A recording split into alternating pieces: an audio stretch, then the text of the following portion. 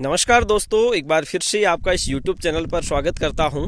और इस गाड़ी को लिए हुए मुझे लगभग 1.5 महीना होने को है और ये गाड़ी है बलेनो जेटा पेट्रोल 2020 और BS6 मॉडल है। और ये गाड़ी मैंने खरीदी थी 11 मार्च 2020 को। आज जब मैं वीडियो रिकॉर्ड कर रहा हूं तब है 21 मार्च 2020।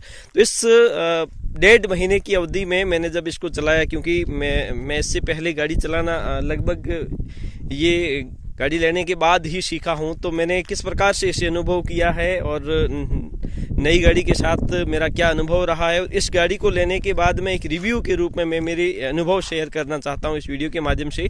तो चैनल को सब्सक्राइब नहीं किया तो अभी से कर लीजिए, क्योंकि आगे भी आपको इसी प्रकार के कई वीडियो मिलने वाले हैं। तो मैं इस वीडियो के माध्यम से इस गाड़ी की जो महत्वपूर्ण बातें हैं वो इसके माध्यम से बताने वाला हूं। तो चलिए शुरू करते हैं आज का ये वीडियो।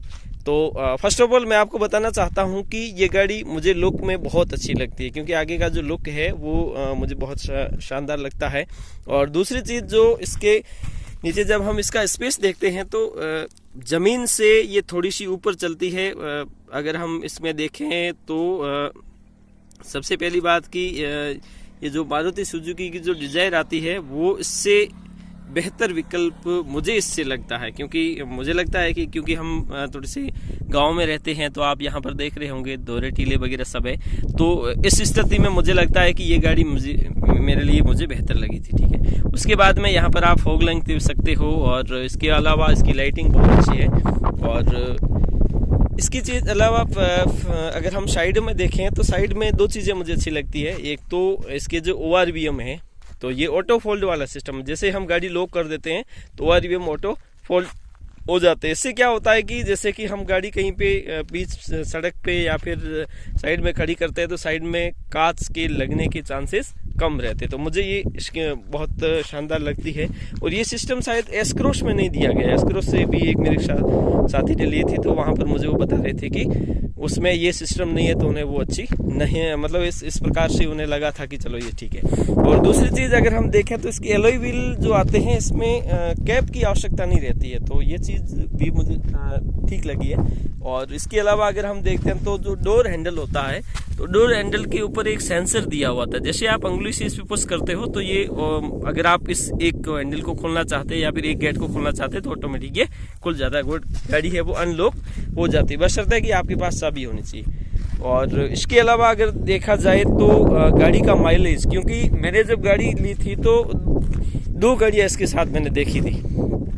एक तो i20, और i20 हुंडई की मैंने इसीलिए ही नहीं ली थी क्योंकि उसका माइलेज कम लगता था मुझे, क्योंकि वहाँ पे कंपनी 17 का क्लेम कर रही थी। तो 17 का क्लेम करती है तो मुझे लगता है कि वो 14-15 तक का देती होगी। और इस गाड़ी का माइलेज जहाँ तक मुझे लगता है, मैंने इसमें रिकॉर्ड करने की कोशिश की है, तो हालांकि 11 तारीख को लेने के बाद में मैं ज़्यादा तो नहीं चला सका इस गाड़ी को। लगभग मैंने 1100 किलोमीटर के आसपास चलाई है इस गाड़ी को। और उसके बाद में जो चीज़ अनुभव की है तो वो मैं आपके साथ शेयर कर रहा हूँ। तो इस गाड़ी का माइलेज मैंने जहाँ तक निकाला है तो हाईवे पर ये गाड़ी अच्छा माइलेज देती है। हालांकि हम जब रेत में चलते हैं तो उस स्थिति में थोड़ा सा माइलेज कम हो जाता है, क्योंकि कम गियर में आ जाती है गाड़ी। तो यहाँ पर माइलेज मुझे लगता है कि 20-21 का एवरेज दे देती है। हालांकि ये हाईवे पर तो IMD में बहुत अच्छा माइलेज दिखा देती है 22-23 का, लेकिन उतना नहीं लगता, फिर भी 20-21 का ये माइलेज दे देती है एवरेज रूप में, जो हम सब के लिए बहुत महत्वपूर्ण। अगर आप भी इस प्रकार की। और दूसरी चीज़ मुझे कमेंट बॉक्स के माध्यम से पूछा गया था कि आपने ये गाड़ी ऑन रोड कितने प्राइस में आपकी ये गाड़ी पड़ी, तो मुझे ये गाड़ी ऑन रोड 8,16,000 रुपये में पड़ी, जिसमें एक चीज़ है कि इसमें जो इंश्योरेंस है वो मुझे 3 साल का। तो इस गाड़ी में इंश्योरेंस जो मुझे दिया गया है वो 3 साल का फुल इंश्योरेंस दिया गया है, जैसे कि 8,16 की गाड़ी पड़ी। अगर मैं इंश्योरेंस फुल नहीं लेता तो हो सकता है कि 7,90 तक मुझे वो दे देते। तो ये बात है। और दूसरी चीज़, अगर आपका बैलेंस भी इसी तरह से है, अगर आपका जो बैलेंस है वो लगभग इसी के बराबर है, तो मुझे लगता है कि आप इस गाड़ी को प्रेफर करना। और 8 और 9 के बीच में है तो मुझे लगता है कि ये गाड़ी बहुत ही शानदार है। इसका परफॉर्मेंस बहुत अच्छा है और इसकी स्पीड कंट्रोल भी अच्छी है। और अंदर अभी जो इंफोटेनमेंट में जो चेंजेस किए गए वो मुझे बहुत ही शानदार लगे। तो क्या क्या है देखते हैं अंदर चल के इस गाड़ी।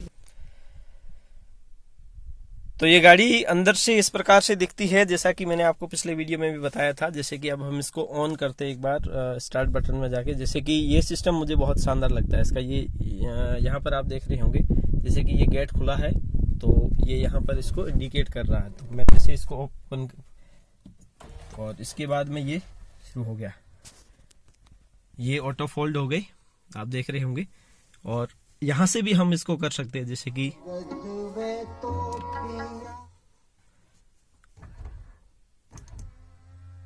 ये हो गया, ये हो गया, इसको ऑटो फोल्ड हो जाते हैं ऑटो। और ये इसका मुझे शानदार बहुत लगता है। और यहाँ से आप सिस्टम को सेटिंग को चेंजेस भी कर सकते हो आसानी से। और इसमें आप नेट कनेक्ट करके भी गाने सुना सकते हो आराम से, कोई दिक्कत नहीं है।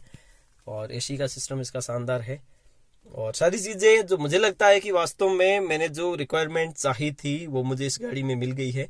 और मेरे अनुसार अगर आप इस प्रकार की गाड़ी कोई लेना चाहते हो कार के रूप में, तो ये गाड़ी मुझे बहुत शानदार लगी। और मैंने गाड़ी को इसीलिए ही चूज़ किया क्योंकि ये सारी चीज़ें मुझे अच्छी लग रही थी। मेरा अनुभव अब तक का बहुत शानदार रहा है इस गाड़ी के साथ। और आगे क्या होता है और मैं आपको दिखा दूँ कि मैंने इस गाड़ी को कितना चलाया है। तो यहाँ पर आप देख रहे होंगे,